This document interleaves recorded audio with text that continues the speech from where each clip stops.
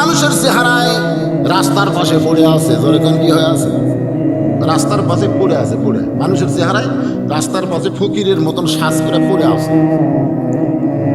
ইতিমধ্যে হযরত আলী ওই রাস্তা দিয়ে যাচ্ছেন। ওয়ামান আহসানু কাওলাম মিম্মান দাআ ইলাল্লাহ ওয়া আমিলা সালিহান ওয়া ক্বালা ইন্নানি মিনাল মুসলিমিন। ওই ব্যক্তির চাইতে উত্তম কোনো ব্যক্তি নাই যে ব্যক্তি মানুষকে আল্লাহ রাস্তায় দাওয়াত দেয়। উত্তম কাজ করে হযরত আলী বাড়ির দিকে আসতেছেন, দাওয়াতের কাম। এমন সময় রাস্তার কাছে পড়ে থাকা ফকির দেখে হযরত আলীর মনে হলো জীবিত না মৃত। আপনি জীবিত মৃত কি দিয়া বাছাই করবেন? রাসূল বলেছেন যদি জীবিত হয় সালামের উত্তর দিবে, আর যদি মারা যায় উত্তর না দিবার পারলেও আল্লাহর রহমত তার উপর বর্ষণ হবে। এই জন্য গোরস্থানের পাশে দিয়ে যখন আমরা যাই, আপনার বলেন তো গোরস্থানে কোনো জ্যাদা মানুষ আছে? তারপরে সালাম দেওয়া, আপনারা সালাম দেন না? কি সালাম দেন? আসসালামু আলাইকুম ইয়া আহলাল কুবুর। এই কবরের মধ্যে যারা আছো তাদের সকলের উপরে আল্লাহ রহমত বর্ষিত হোক। তা যেতে হোক আর মরা হোক, দেখি তো পুরে তখন আছে আসসালামু আলাইকুম ইয়া আব্দুল্লাহ। সঙ্গে সঙ্গে ফেরেশতা ফকির সাদা মানুষের চেহারায় চিৎকার করে বলতেছে, আমি 3 দিন হলে না খাওয়া, আমি 3 দিন হলে না খেয়ে আছি, সালামের কোনো দরকার নাই, যদি পারিস আমার খাবার দে। ফেরেশতা পরীক্ষা করতেছে, কারণ শুধু দাওয়াতের কাম করে না, শরীরের মধ্যে শক্তি আছে না নাই? দরকার আছে না নাই?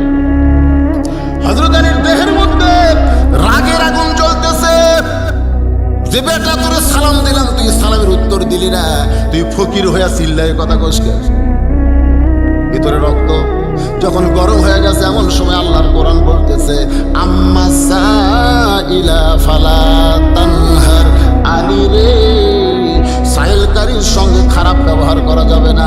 এখন বলেন তো হযরত আলীর শক্তি বেশি না কোরআনের শক্তি বেশি? আমাদের বাংলাদেশে কার শক্তি বেশি? আকডম বাগডম ঘোরাডম সাথে ঢাকডোল লোক ঝাঁদর বাজে, এই মিথ্যে শিক্ষা যারা দেয় মাস গেলে তারা 35,000 টাকা বেতন পায়। আর যালিকাল কিতাবুল লা রাইবা ফীহি হুদাল লিল মুত্তাকিন, এই কোরআনের সত্য শিক্ষা যারা দেয় তাদেরকে ছায়া চিন্তা বেতন দেওয়া লাগে। জোরে গণ ঠিক কিনা?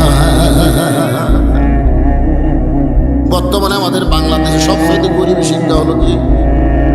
কথা কর না কেন? কথা কর না কেন? প্রাইমারি মাস্টার কোনোদিন শোভা দিছে?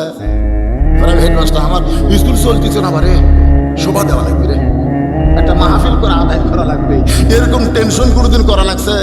কারণ জানে মাস গেলে। একটু মনোযোগ দিবেন। আল্লাহর কোরআন যখন সামনে দাঁড়াইছে, হযরত আলীর দেহের শক্তি কমে গিয়া ফকিরের কাছে গিয়ে বলতেছে, বাবাজি রাগ করো না বাবা, আমার কাছে এই মুহূর্তে কোনো খাবার নাই।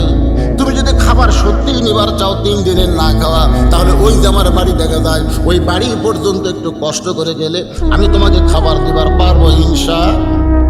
ফকির বলতেছে, আমার দেহের মধ্যে কোনো শক্তি নাই, যদি শক্তি থাকতো তাহলে রাস্তায় গিয়ে পড়ে থাকতাম নাকি? তোমার বাড়ি পর্যন্ত যদি নিবার চাও তাহলে আমার কান্দে করে নেওয়া লাগবে।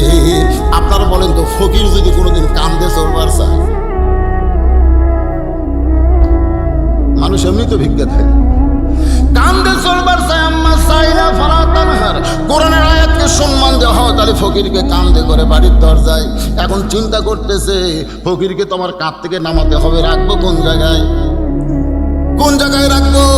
কারণ আল্লাহ বলেছেন হাসরের ময়দানে, বান্দারে তোর দরজায় ভিক্ষা করতে গেলাম, তুই কেন ভিক্ষা দিলি না? বান্দা কানবে, বলবে মাবুদ আপনি কেমনে ভিক্ষা করতে গেলেন? আপনি তো আর ফকির না। আল্লাহ বলে, বান্দা তোর দরজায় যখন ফকির ভিক্ষা করতে গেছিল তখন ফকির একলা ছিল না, আমি আল্লাহ ফকিরের সঙ্গে ছিলাম। এখন আপনারা বলেন ফকিরের সঙ্গে আল্লাহ আছে না নাই? অথচ আপনারা একটা খাবার অনুষ্ঠান করেন, অনুষ্ঠানে আপনারা কাকে চেয়ার দেন, কাকে বিছনা করে দেন? বুঝেন না? আপনারা চেয়ারে বসেন, আপনারা বিছনা বসেন, আর ফকির খেলের পালা আছে বাপ করে গেছে, তার তামদারি অনুষ্ঠান করতেছে, আর ফকির যুবক বলতেছে তোরকে পরে তোরা পরে খাস। রাসূল বলেছে উম্মতে ঈমান যাইয়ান, তোমার বাবা মা মারা গেছে, তুমি যদি তাদের জান্নাত চাও একটা ধনী মানুষকে খাওয়ানো যাবে না, শুধু গরিবদেরকে খাওয়াতে হবে, শুধু গরিব। মজ্জাবো করছে গরু জবকেরা 10,000 লোক খাওয়াচ্ছে, বাপ খালি কবর টান দিচ্ছে আর বলছে উঠতে পারলে তো চাপা ফেলতাম রে, তুই যে এত টাকা নষ্ট করলি রে, আমার কবরে একটা সব আসলো না রে।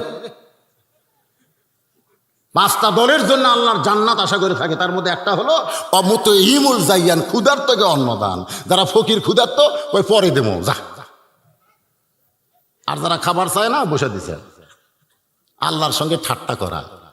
জোরে বলেন কার সঙ্গে? হযরত আলী চিন্তায় পড়ে গেলেন, ফকিরকে তো বাড়িতে রাখতে হবে, কি দিব?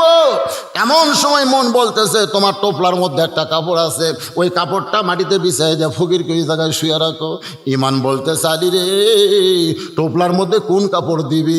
লান তানালুল বিররা হাত্তা তুনফিকু মিম্মা তুহিব্বুন, তোর টোপলার মধ্যে সবচাইতে মহব্বতের যেইটা আছে ওইটাই আল্লাহ রাস্তায় বিলিয়ে দেওয়া লাগবে। আলী দেখতেছে গোটা টোপলার মধ্যে আমার গায়ে দেওয়ার একটা চাদর রয়েছে, সেই চাদরকে হযরত আলী অত্যন্ত মহব্বত করে। ইসলাম সম্পর্কে নিত্য নতুন ভিডিও দেখতে চাইলে চ্যানেলটি সাবস্ক্রাইব করে পাশে থাকবেন।